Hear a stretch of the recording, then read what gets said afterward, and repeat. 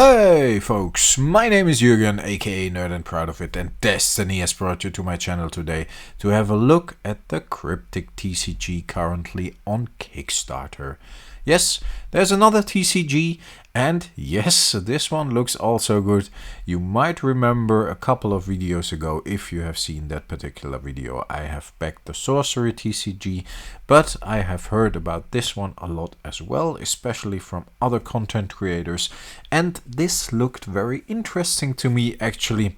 And to make a long story short, I backed it. I backed it for a case of 6 booster boxes and a starter deck. And yeah, I did so right away because in the first 48 hours, as you can see here, or no, first 24 hours, you got some additional stuff. So I thought, yeah, let's back this one as well.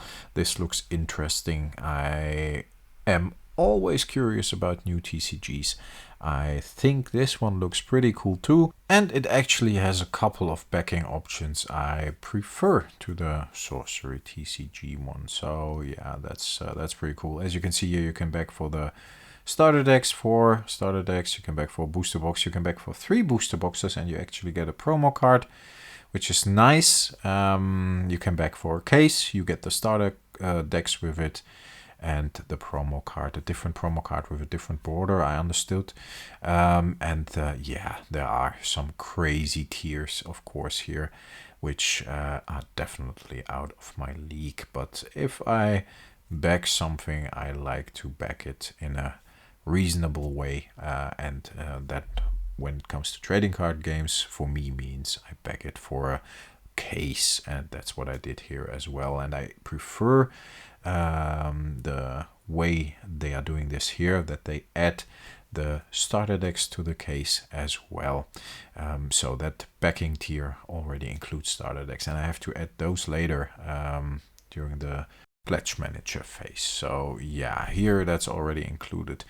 What is interesting as well here is that you can simply order as many boxes as you want.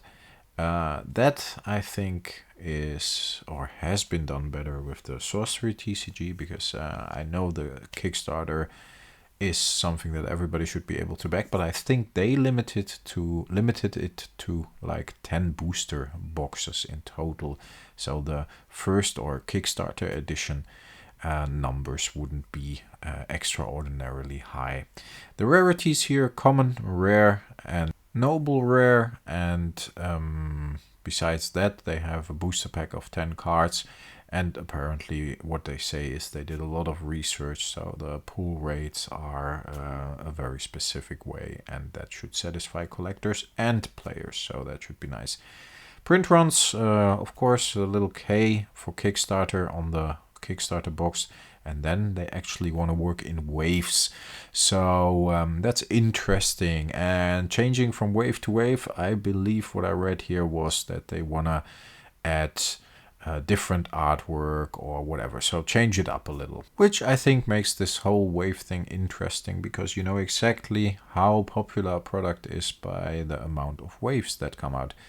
They already have planned a couple of expansions, actually up until 2025, and they are planning to release roughly about 2 expansions each year. At least that's what I understood. I like the vision I have seen so far from the guys from Las Vegas who are doing this. Tanner, apparently he's called, you see it here on the right side of the screen, has been very communicative apparently with other content creators, and I always think that's a good thing, especially because he, as the creator of this game, needs to make some noise for it, and apparently that seems to work. Where the Sorcery TCG had the backup of Rudy, and after Rudy mentioned it on his channel, the numbers of backers were going up immensely, but of course the Kryptic TCG doesn't have a big party that backs it up, although I see a lot of stores commenting here in the comment section that they actually are backing this and they are looking forward to it. So there seems to be some support at least, and yeah, then a guy like Tanner definitely needs to send out stuff to people and hope people talk about it. And I personally don't think that's a bad thing, especially coming from the video game background. As some of you might know, I always send out promo games and hope people will try it.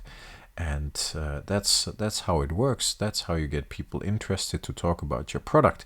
And as long as you are honest about what you are sending out, and it's a good product, you don't have to fear anything. But as you know, for us in the video game industry, often it happens that we get bad reviews of people who just don't like the game. But if you get a good review, of course, that positively reflects on your game and people are more likely to buy it.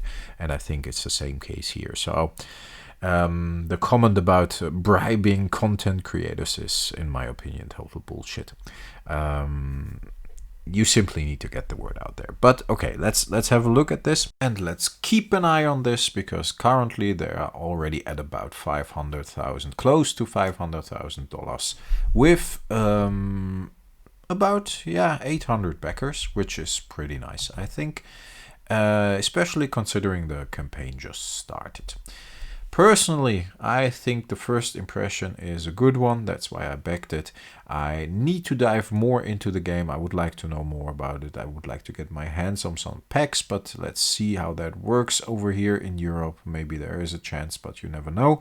But I will keep an eye on this and I will keep you updated about the progress of the Kickstarter, especially with my own interests in mind, of course. So yeah, that's all for today, folks, and I hope you have a great weekend or a great day whenever you're watching this. Stay healthy, stay frosty, and I talk to you next time. Thanks for listening.